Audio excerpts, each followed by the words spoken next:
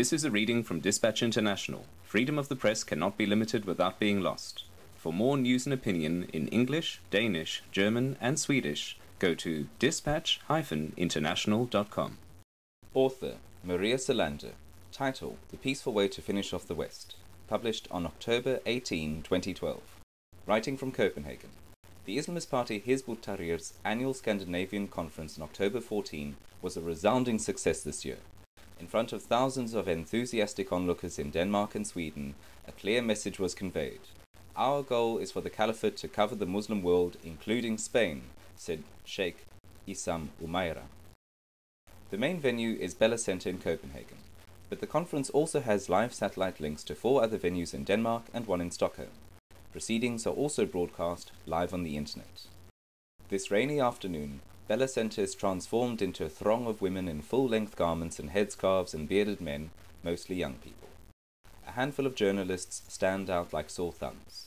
Men and women are kept separate throughout the convention, and the women are placed in the back room. However, 3 of the journalists, myself included, happen to be women.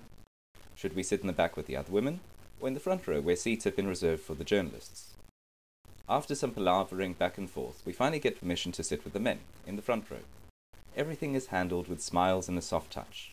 But when the first speaker, Ismail al-Wahwa, born on the West Bank but currently living in Australia, takes to the stage, the friendly atmosphere evaporates. Someone in the audience shouts the Muslim battle cry Takbir, and the crowd immediately responds Allahu Akbar in deafening volume, a procedure that will be repeated over and over every time a speaker says something the crowd finds extra palatable. Ismail al-Wahwa, as well as the other speakers and representatives of the party, is very open about what they want to achieve. The United States of America is our enemy, but we agree on one thing.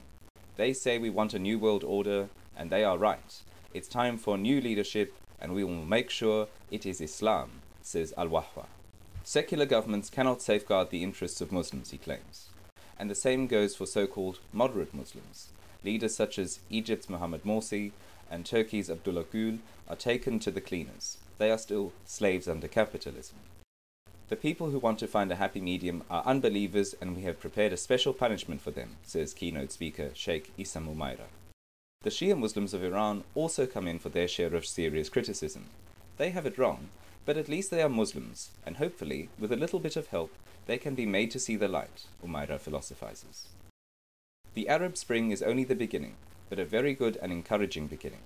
And now it's too late to stop the progression. Signs that the big change is imminent are everywhere, says Umayrah. He assures us nothing will be done in secret. The caliphate has to be located someplace that is easy to defend. Egypt, Turkey, Syria, or Pakistan would be excellent starting points. After that, we will try to annex the neighboring countries as soon as possible, first by means of friendly talks, then up to step 2, 3, 4, and so on. No Muslim state except the caliphate will be acknowledged, Umayrah explains. He also advocates radical, not gradual change, and even suggests gradual change is prohibited in the Quran. It is haram, forbidden, to obey any law but that of Islam. The party media liaison, the well-spoken and well-dressed Shadi Frege, assures Dispatch International that the West has nothing to fear from Hizb ut-Tahrir. We can coexist, he says, but the Muslims have to follow their own ways. We don't want to impose our laws on the West. Sharia should be implemented where people want it, and it's no secret that we have different values. We have to be honest and admit that all attempts to integrate the Muslims in the West have failed. That proves we need our own rules, says Frege. The Muslims living in the West should follow Sharia as best they can, but national laws take precedence, he explains. In the long run, the caliphate will hopefully be global, but it should be done by peaceful means. Down the line, everyone will want Sharia, since it is a system that doesn't discriminate, according to Frege. We asked, how do you feel about Al-Qaeda? I don't condone actions against civilians, but one should remember that 9/11 was a reaction to a long-term oppression by the United States against the Muslim world. Oppression has consequences, and now the US is using 9/11 as an excuse to occupy Afghanistan. We asked, to what extent and in what way should you perform jihad? Jihad is always presented as something dangerous and terrible in the Western media, but that is not the case. Jihad protects the Muslims against threat and oppression. The Americans' conduct in the Middle East calls for jihad, but we need to adhere to certain rules. We don't want to behave like the Americans did at Guantanamo, for example. It is against Islam to treat people that way. But if we're threatened, we must of course have a right to defend ourselves. I'm not Gandhi. Facts about Hizb ut-Tahrir.